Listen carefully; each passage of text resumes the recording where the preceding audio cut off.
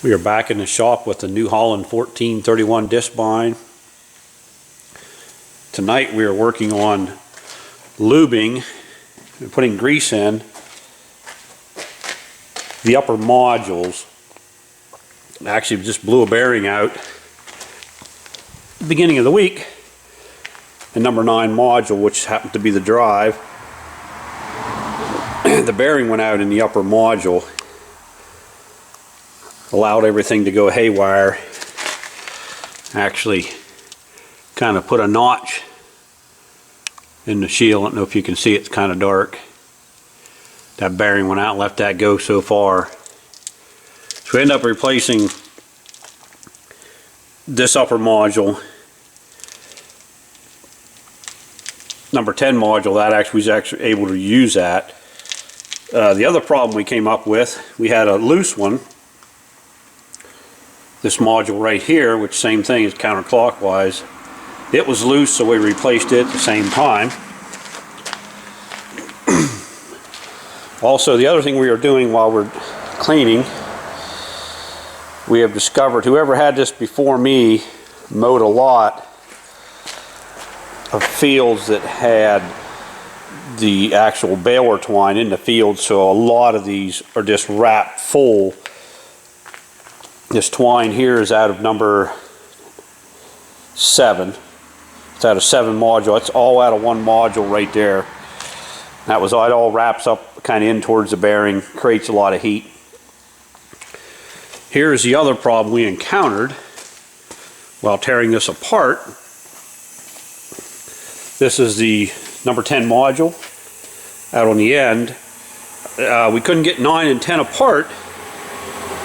We kept prying and everything else, and finally there was a big bang. We broke the shaft where it sticks into the module. And actually the shaft, we tore number 9 module apart.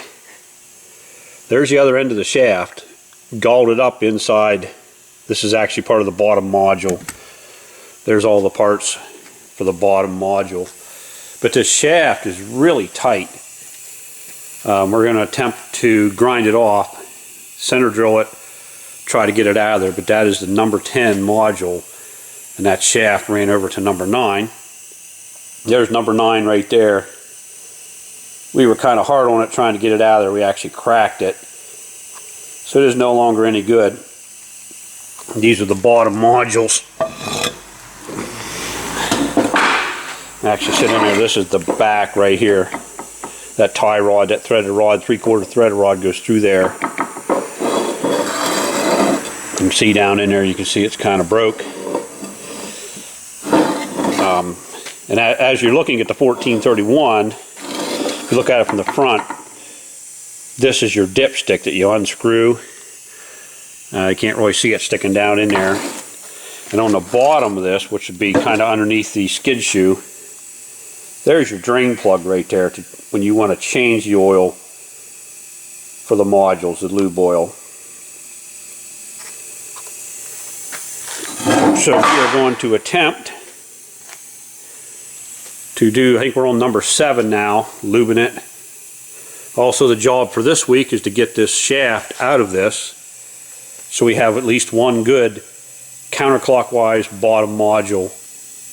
But that shaft is really tight. Can't pull it out of there. We tried to pull it, and this right here is what happened. So we'll just snap that shaft off. I think we're going to cut it off, try to center drill it, probably take it to a machine shop, get them to drill it out. And as you can see, there's the gear down inside there. We're trying to do this without damaging the bearing seal or anything like that, so we can just reuse this if we have to. On the other one, when we lost the top module, it came loose, literally kind of almost destroyed. This goes in that bottom module over there, number 9. This is the bottom of number 9. How it beat the teeth up. It was really hard on, broke a couple off. So we went ahead and just bought a whole new bottom module. $330 for the bottom, $200 $50 or so for the top. But that's our project for next week right there, is get that shaft out of there. We have time to work on that. We're going to give that a shot. Get back to the 1431. I'm going to go ahead and pull the cap off of this. I have it loose now. What I do is I set this cutter bar so that they are at 90 degrees, so I know how to put them back together. Basically, there's 4 bolts on the top here with hardened washers underneath them. Pull that out, take the top cap off, and then this piece will lift off. Again, I have this set, so now we're down to this bolt here that holds this drive hub on. We're going to use, you can either use a 5/8 12-point socket. I actually am using a metric one. It's a 16 millimeter, which fits right on there and fits very snug. I don't have Dad's 5/8, so we're going to use a 16 millimeter, and I'm going to loosen that bolt up. Then we'll take a look at the bearing down underneath and probably a lot of twine. Okay, we have the bolt loosened now. We're just going to go ahead and take that bolt out. I've actually taken this back apart and marked it so I can show you guys how I do it. This is just all this bolt is. Okay, now we're down to the actual top of the module, which is this inner gear and the drive hub. As you can see, I've already marked them for timing wise, so I can literally put it together right back the same way it came apart. That way I do not have to worry about timing. Okay, now we're down to the top module. As you can see, here's all kinds of junk twine jammed up in there. Goes in against the seal or whatever.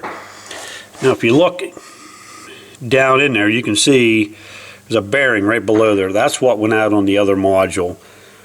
And just left this thing just chew everything up.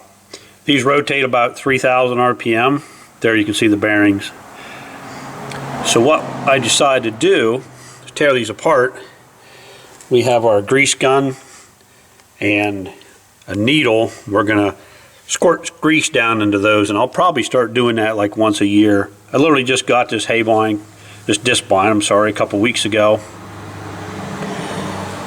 and learning all the ins and outs of it. So I'm going to go ahead and start digging this twine out and grease this bearing up. We're in progress here. As soon as I started to pull the twine out, I discovered, first treasure I discovered underneath this one, it's a piece of wire. It's probably an old piece of fence wire or something like that.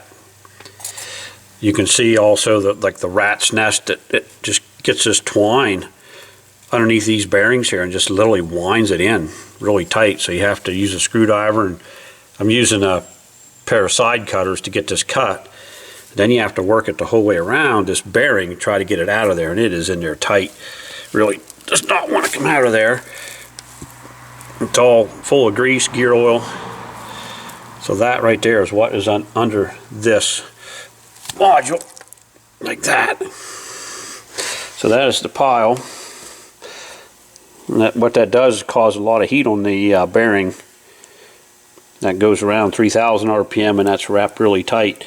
So between that and this piece of wire, you can see where the piece of wire was wearing really bad. The piece of wire was actually on top. So you end up with something that looks fairly clean now underneath. So we'll take and clean this all up. Okay, we got this module put back together, and they're actually numbered from left to right. So this is 1, 2, 3, 4, 5. This is number 6 that we're working on here. It does have a little flop up and down, which worries me.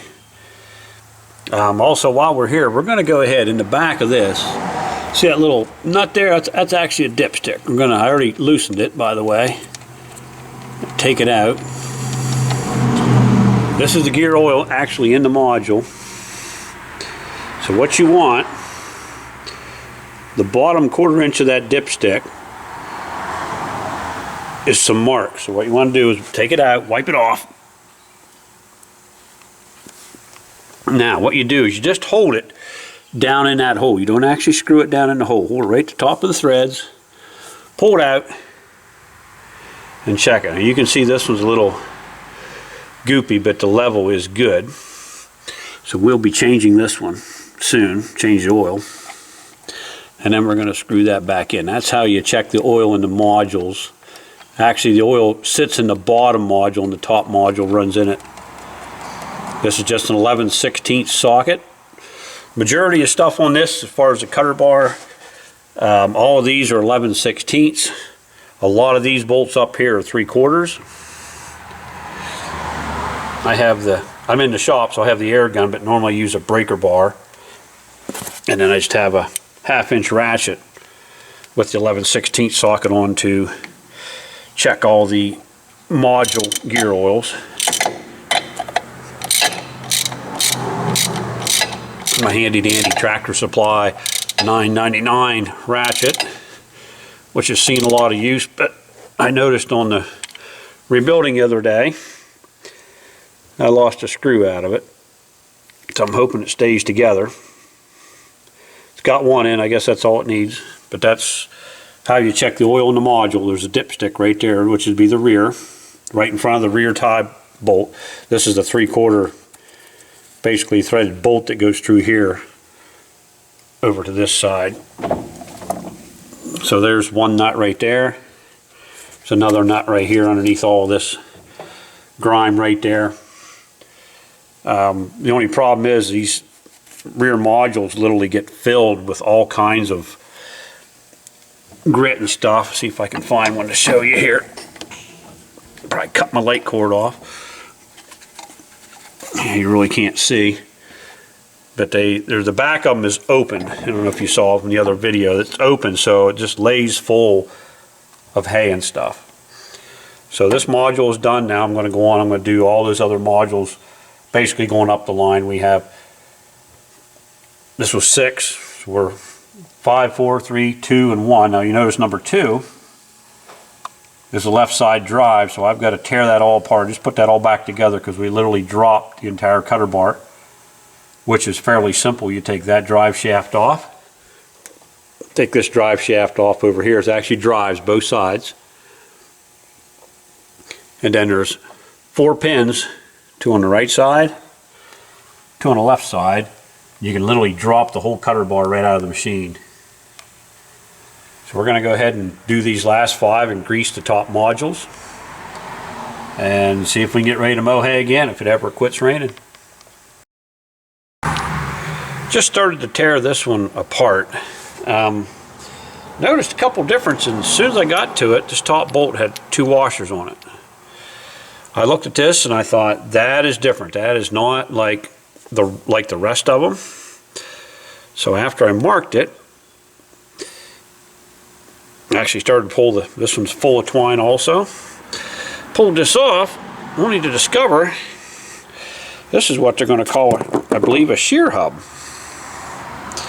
See all the teeth in there? And the gear just fell down here. But yeah, so they actually put a shear hub on this. So it does have one shear hub on it. I've hit a few rocks and bent knives, so as far as I know, this is the only shear hub on this machine, but I do have to finish the rest.